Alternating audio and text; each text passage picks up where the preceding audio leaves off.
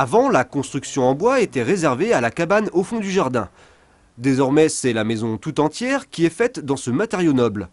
Les maisons en bois représentent en France 8% du marché immobilier et en Touraine concernent environ 200 maisons par an. C'est peu, mais il y a une demande en constante évolution. Le coût, 20% plus cher qu'une maison conventionnelle, est l'explication principale. Effectivement, la problématique numéro un, c'est de toute façon, c'est le coût. Hein, c'est inévitable.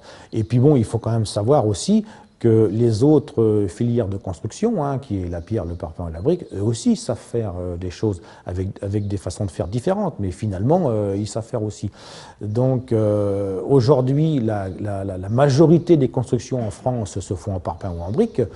Nous, la filière bois, si demain on représente 15 ou 20%, je pense que ce sera déjà quelque chose de très respectable. La marge de progression est tout de même intéressante. Il faut dire que l'argument écologique y est pour quelque chose.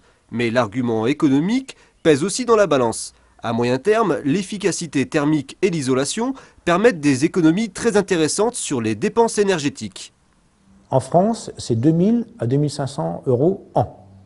Aujourd'hui, si vous faites une maison BBC, hein, donc bâtiment basse consommation, nous, nos premières maisons BBC certifiées ont été faites en 2006, alors que l'obligation sera au 1er janvier 2013.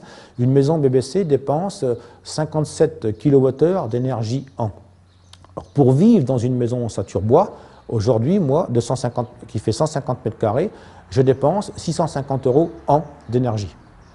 Vision à court terme ou à long terme, c'est donc deux philosophies avec lesquelles l'acheteur doit aujourd'hui se confronter.